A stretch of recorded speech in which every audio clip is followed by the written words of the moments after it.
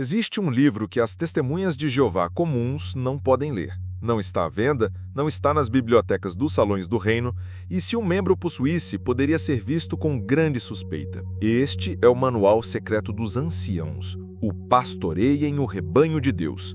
Ele não contém sermões inspiradores, mas sim as regras frias e calculistas que governam cada aspecto da vida de um seguidor, seus pecados, seu casamento, sua família, sua mente. É o Código Penal de uma nação teocrática, a janela para a verdadeira alma da organização. Recentemente, uma nova versão deste manual secreto, datada de setembro de 2025, veio à tona, e o que ela revela é chocante.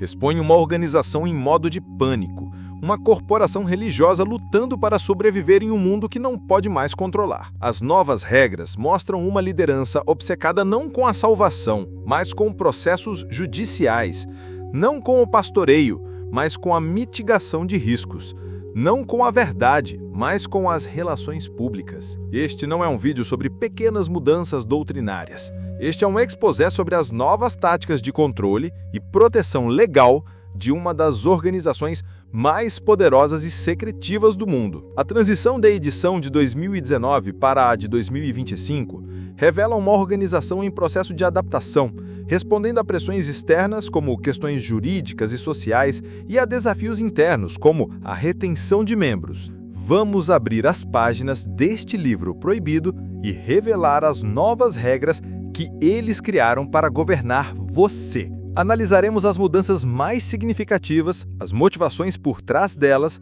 e o impacto potencial na vida dos membros e na dinâmica das congregações. Os segredos que eles desesperadamente não querem que você saiba estão prestes a ser expostos. A análise deste documento é fundamental, pois ele é uma janela para a teologia aplicada e a estrutura de poder da liderança da organização. O que se segue é uma dissecação das novas táticas de uma corporação global que se esconde atrás da fachada de uma religião, mostrando como as suas prioridades se afastaram do cuidado pastoral para se concentrarem na autopreservação institucional. A primeira mudança no novo manual secreto é estrutural, mas revela uma profunda transformação na mentalidade da liderança. Na versão antiga, de 2019, havia capítulos separados para as diferentes funções dos anciãos, como o coordenador do corpo de anciãos e o secretário. Havia uma aparência de responsabilidade individual. Na nova versão de 2025, tudo isso foi abolido. Todos os deveres foram consolidados sob um único e revelador capítulo 1, como os anciãos trabalham juntos como um corpo. Esta reorganização não é meramente cosmética, é uma mudança filosófica que reflete uma tendência de maior centralização e padronização. Ao agrupar todas as funções sob o tema da colaboração, a liderança reforça a mensagem de que a autoridade não reside em anciãos individuais, mas no corpo como uma entidade que segue fielmente as diretrizes da sede mundial. É a morte do ancião como pastor local e o nascimento do ancião como gerente de filial. O objetivo claro é a padronização absoluta, minimizando a autonomia local e a possibilidade de interpretações divergentes das regras. Isso cria um exército de administradores que aplicam os procedimentos da mesma forma em qualquer lugar do mundo, o que é crucial para o controle de uma entidade de seu porte. Para os anciãos, o trabalho torna-se mais procedural e menos dependente da experiência ou sabedoria individual. Eles deixam de ser guias espirituais para se tornarem executores de políticas corporativas. A mudança sutilmente transforma a estrutura de poder, garantindo que a lealdade não seja para com a congregação local, mas sim para a burocracia central em Warwick. O manual Pastoreiem o Rebanho de Deus tornou-se menos um guia para pastores e mais um manual de operações para gerentes de uma multinacional da fé. A consequência é uma perda de humanidade no trato com os membros. Quando os procedimentos uniformes se sobrepõem ao discernimento pastoral, as necessidades individuais das ovelhas ficam em segundo plano em relação às necessidades administrativas da organização. A eficiência corporativa é priorizada em detrimento da compaixão individual. Uma mudança de prioridade que terá um impacto profundo na vida dos seguidores. A mudança mais explosiva e condenadora no novo manual secreto está no capítulo sobre abuso de menores. Pressionada por décadas de escândalos, investigações governamentais e processos judiciais multimilionários, a organização foi forçada a dar ao assunto uma posição de maior destaque. O que antes era o capítulo 14, agora foi movido para o centro do livro, como capítulo 9. Mas a proeminência é uma fachada que esconde uma realidade sinistra. A nova diretriz é explícita e arrepiante. Diante de uma alegação de abuso de menores, qual é a primeira, imediata e obrigatória ação que 2 anciãos devem tomar? É ligar para a polícia? É garantir que a criança esteja segura e receba ajuda profissional? Não. A regra número 1, a prioridade máxima é ligar imediatamente para o Departamento de Serviço/Jurídico da sede mundial. A primeira ligação não é para proteger a criança, é para proteger a corporação. Esta única regra desmascara toda a retórica da organização sobre cuidar das ovelhinhas. No momento mais crítico da vida de uma criança vítima, a prioridade institucional não é a justiça ou a segurança dela, mas a mitigação do risco legal para a torre de vigia. Os anciãos locais, que poderiam cometer erros legais que custariam caro à organização, são transformados em meros agentes de campo, cuja função primária é coletar informações e passá-las para os advogados da sede antes que qualquer outra ação seja tomada. Esta política centraliza a gestão da crise nas mãos dos advogados da corporação, retirando qualquer autonomia dos líderes locais. A cena do crime, em essência, é isolada primeiro pelos advogados da seita, não pelas autoridades competentes. Para as vítimas, isso significa que seu traimo e seu pedido de justiça são, antes de mais nada, filtrados através da estrutura legal interna da própria instituição que pode ter permitido que o abuso ocorresse. A hipocrisia é gritante. Publicamente, a organização projeta uma imagem de comunidade caridosa e protetora. Entretanto, seu procedimento interno, codificado neste manual secreto, prioriza a proteção da instituição contra litígios em detrimento da proteção imediata dos mais vulneráveis, em direta oposição ao mandato bíblico de defender os indefesos. A manipulação legalista continua na forma como o manual instrui os anciãos a lidar com a denúncia do crime às autoridades. Por anos, a Torre de Vigia tem sido criticada por não ter uma política de denúncia obrigatória. E a nova versão de 2025 continua essa tradição epicamente problemática. O manual não ordena em nenhuma circunstância que os anciãos denunciem um crime de abuso às autoridades. Em vez disso, ele os treina a usar uma linguagem cuidadosamente elaborada por advogados. Os anciãos devem informar a vítima ou a sua família que eles são livres para reportar o assunto às autoridades seculares e que os anciãos não devem criticar quem escolhe fazer tal denúncia. Esta frase não é um incentivo à justiça, é uma barreira legal. Ela foi desenhada para, em um tribunal, dar a aparência de que a organização não impede a denúncia, enquanto, na prática, transfere toda a responsabilidade e o cargo de denunciar um crime para os ombros da vítima e de sua família, que já estão traumatizadas e sob imensa pressão congregacional. Para piorar a situação, o manual continua a aplicar rigidamente a regra das 2 testemunhas para pecados cometidos em segredo, como o abuso sexual. Se não houver 2 testemunhas oculares do ato, o que é quase impossível nesses casos, ou uma confissão completa do agressor, nenhuma comissão judicativa é formada e nenhuma ação de disciplina é tomada. Na prática, isso cria um sistema que protege o agressor e silencia a vítima. Essa aplicação legalista contradiz o espírito da lei de Deus, que visa proteger os vulneráveis.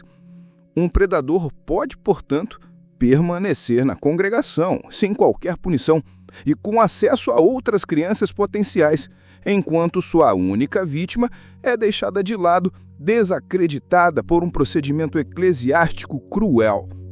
A hipocrisia reside em professar seguir o bom pastor, enquanto adota a postura de um juiz frio, onde a letra da lei, conforme interpretada pela organização, sufoca a misericórdia e a justiça. A organização prega amor e perdão, mas implementam um sistema judicial que, paradoxalmente, pode proteger o culpado e punir o inocente com o silêncio e a inação. É um sistema que coloca a reputação da congregação e a proteção legal da corporação acima da segurança e da justiça devida ao membro mais vulnerável. A Organização das Testemunhas de Jeová enfrenta uma hemorragia de membros, um problema de porta de trás, que ameaça sua estabilidade a longo prazo. Em resposta direta a este desafio, um novo manual secreto revela uma notável mudança de tática. Tornar o temido processo judicial, a sua versão da Inquisição moderna, mais pastoral e amigável na aparência.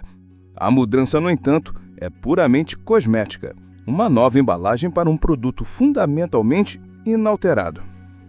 Os capítulos judicativos não são mais organizados por tipos de pecado, o que soava acusatório e condenatório. Agora, eles têm títulos suaves e processuais, como capítulo 6, determinando se uma comissão de anciãos deve ser formada. Capítulo 7, conduzindo indivíduos ao arrependimento. E capítulo 8, ajudando indivíduos a retornar à congregação. A linguagem mudou enfaticamente de julgamento para ajuda, de punição para restauração. A intenção por trás dessa reestruturação é clara: projetar uma imagem mais branda, compassiva e redentora, para tentar conter a evasão de membros que se sentem julgados por um sistema frio e impiedoso. Para o membro que comete um erro, o processo pode parecer inicialmente mais focado em ajuda do que em um julgamento formal. É uma estratégia de relações públicas interna, destinada a suavizar as arestas de um sistema de controle social extremamente rígido. No entanto, por trás da fachada pastoral, a mecânica da tirania permanece intacta. O tribunal secreto à porta fechada continua. A falta de direito a uma defesa adequada continua.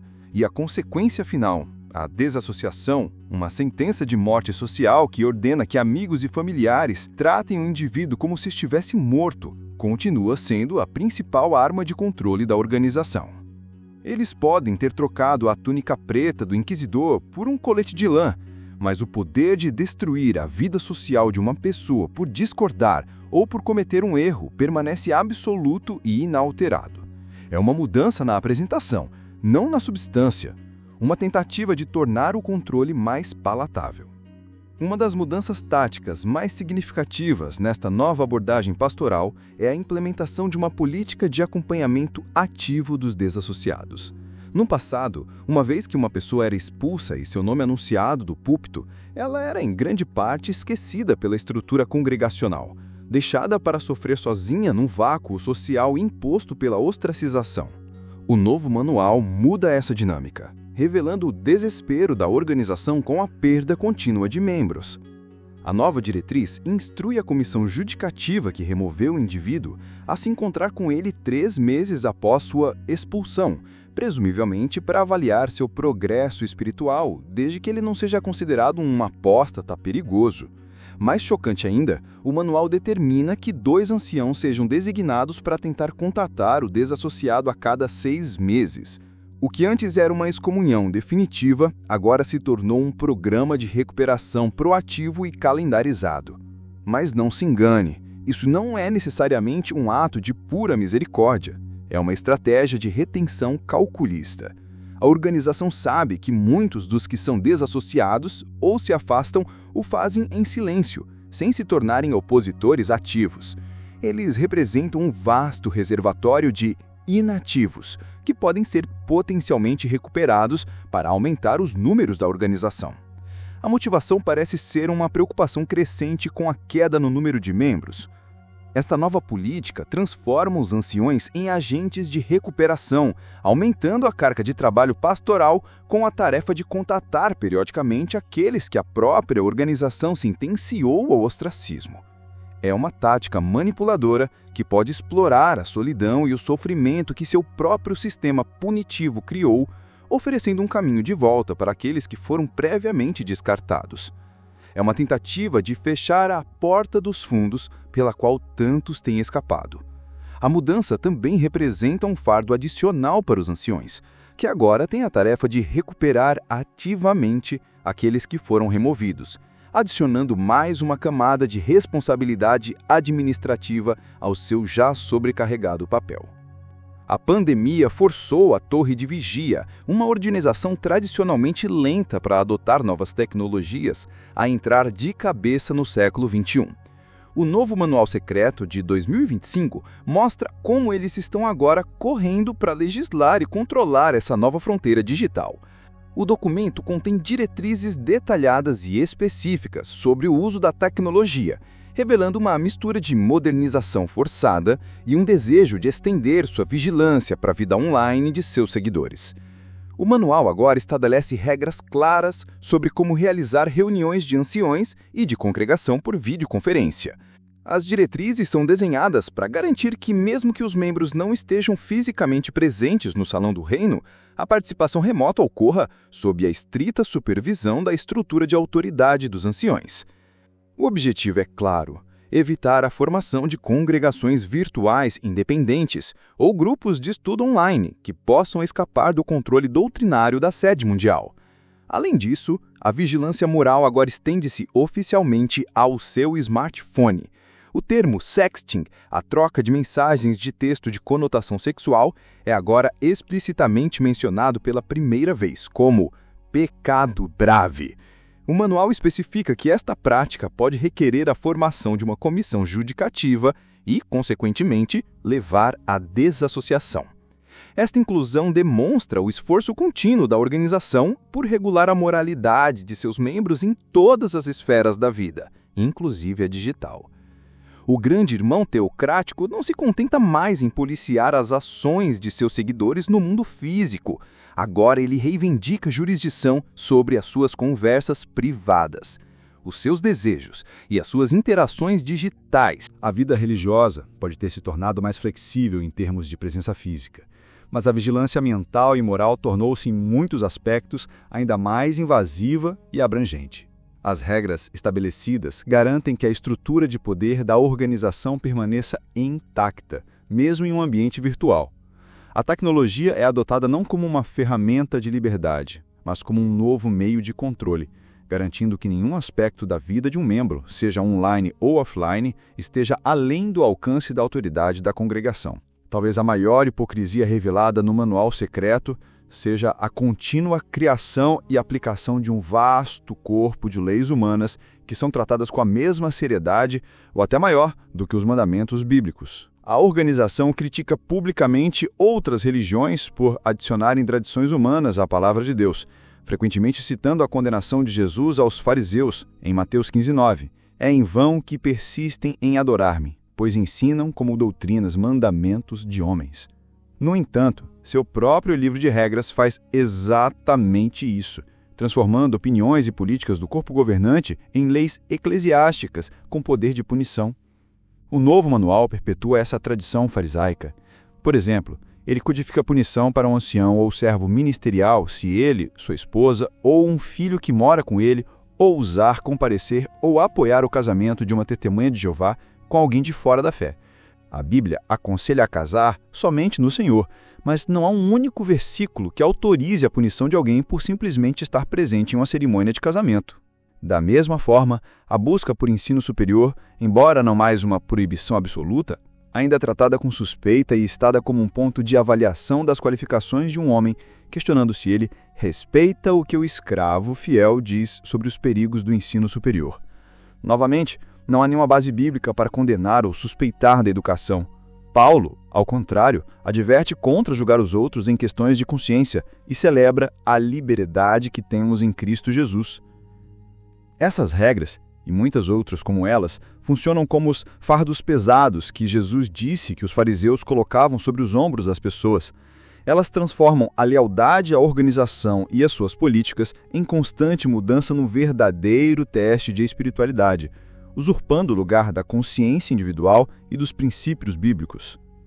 Há uma profunda hipocrisia em condenar o legalismo dos outros enquanto se constrói um sistema ainda mais complexo e controlador de regras humanas.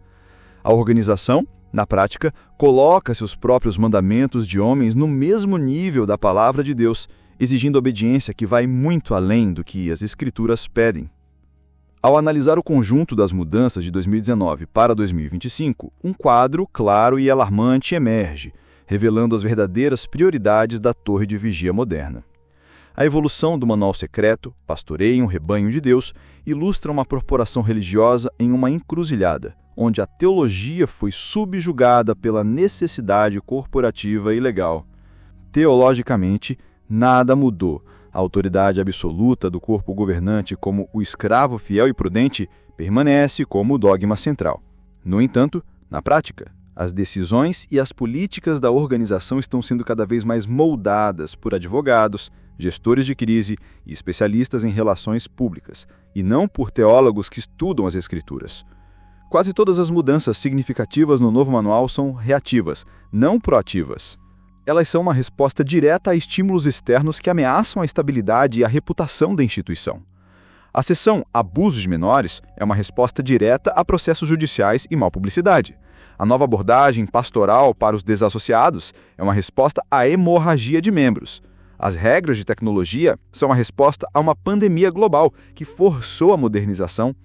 A organização não está liderando com nova luz divina, está reagindo para apagar incêndios legais e de reputação que ela mesma, em muitos casos, ajudou a criar. O objetivo principal da nova edição parece ser a criação de uma carapaça jurídica mais resistente, centralizando o controle para evitar os erros de voluntários locais e apresentando uma face publicamente mais suave para conter a evasão. A organização que afirma ser dirigida pelo Espírito de Deus está, na verdade, sendo dirigida por conselhos legais e estratégias de gestão de marca. A teologia tornou-se uma ferramenta a serviço da administração, e não o contrário. O novo Manual Secreto dos Anciãos é, no final das contas, o documento mais revelador sobre as verdadeiras prioridades da Torre de Vigia em 2025. Ele desmascara a organização não como um rebanho guiado por pastores celestiais, mas como uma corporação global, obcecada com controle, mitigação de risco legal e gerenciamento de sua imagem pública. A hipocrisia sistêmica, a lacuna entre a mensagem pública e a política interna, nunca foi tão evidente.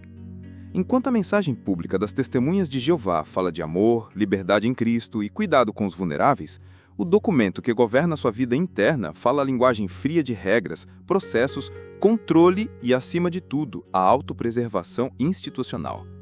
Eles se tornaram a manifestação moderna do alerta de Jesus contra os líderes religiosos de sua época, que, em suas palavras, coam o mosquito, mas engolem o camelo. Eles se preocupam obsessivamente com regras menores de conduta, enquanto os princípios maiores e fundamentais de justiça, misericórdia e amor são, por vezes, tragicamente subvertidos pelos próprios procedimentos criados para, supostamente, defendê-los. Trazer à luz documentos como este e analisar suas implicações é um trabalho vital, mas que exige tempo e dedicação. Se você acredita que expor essas informações é importante e quer apoiar a continuidade deste canal, sua ajuda é fundamental. Cada like que você dá e cada vez que você compartilha este vídeo, você nos ajuda a furar a bolha de controle e a levar essa análise a mais pessoas. Se você ainda não é inscrito, por favor, considere se inscrever para não perder nossas próximas investigações. Para aqueles que têm condições e desejam apoiar financeiramente nosso trabalho independente, sua contribuição através do Pix para o Brasil ou do PayPal para o exterior é o que nos permite continuar. Os links estão na descrição abaixo. Agradecemos imensamente por cada forma de apoio. E para eu saber quem são os verdadeiros analistas que ficaram comigo até o final, desvendando os segredos deste manual, comente aqui embaixo a palavra secreta: gerente. Muito obrigado pela sua atenção.